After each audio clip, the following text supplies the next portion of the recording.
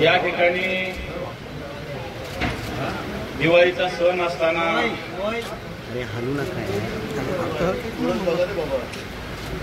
जालना जिल्ह्यातून आणि संभाजीनगरातून सुद्धा बरेच जण शिवसेनेत प्रवेश करण्यात येत आहे।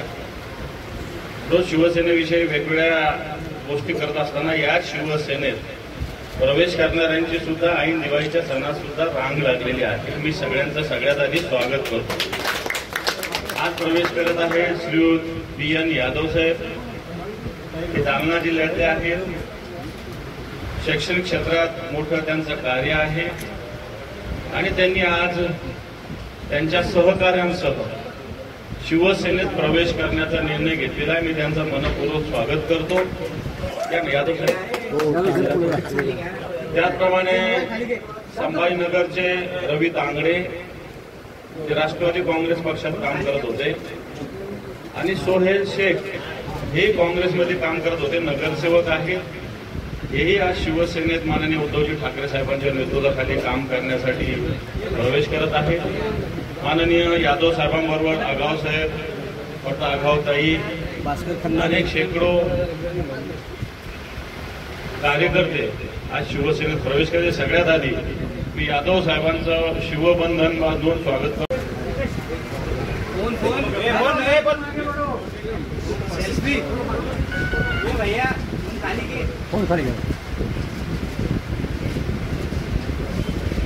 उद्धव साहब तुम आगे बढ़ो, हम तुम्हारे साथ हैं। उद्धव साहब तुम आगे बढ़ो, हम तुम्हारे साथ हैं। जय भवानी, जय शिवाजी।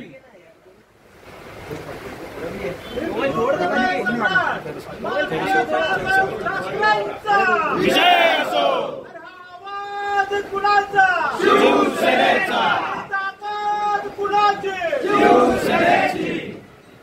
शेतकऱ्यांचे वाघ उद्धव साहेब ठाकरेंचा, विजय असो, शेतकऱ्यांचे अन्नदाते उद्धव साहेब ठाकरेंचा, विजय असो।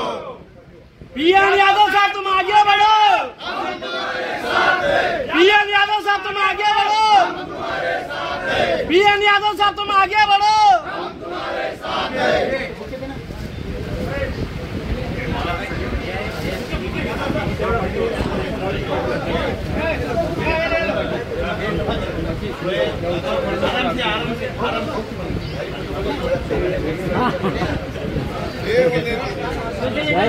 भाई कौन था?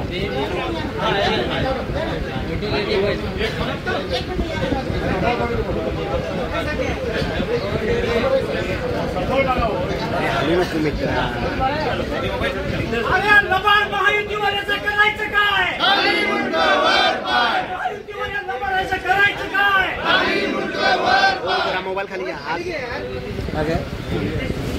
हात खाली घ्या। मोबाईल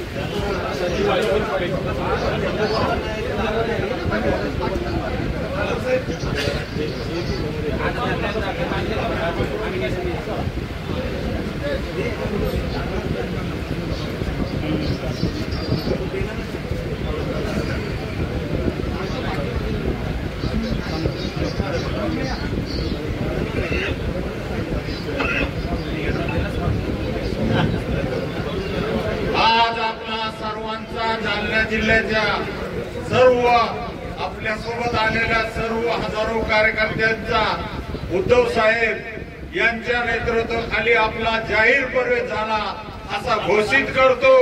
आणि इथून पुढे आपण आणि इमानदारीनं शिवसेना पक्ष वाढवायसाठी रक्ताचं रात्र दिवस रक्ताचं पाणी करू, पण माग हटणार नाही। साहेब, आमच्यावर आता तुम्ही विश्वास टाकला, आमचं काम पहा आणि मगच आम्हाला शाबासकी द्या। एवढं बोलतो। जय हिंद, जय महाराष्ट्र।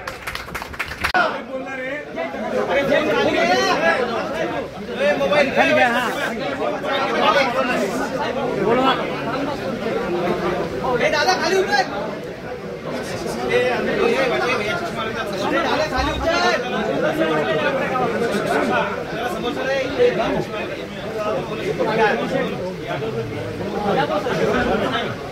दादा खाली उतर।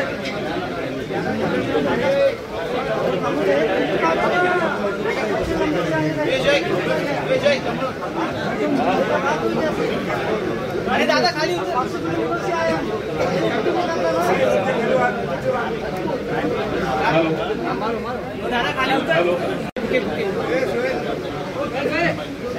ये मोबाईल खाली करा ना हो.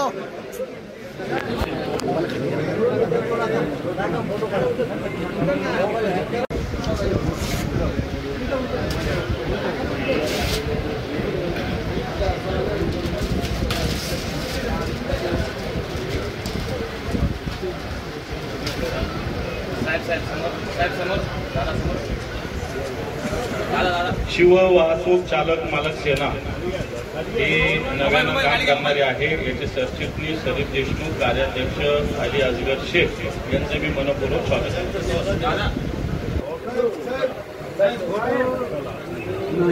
कोण आला नाही, कोण आला?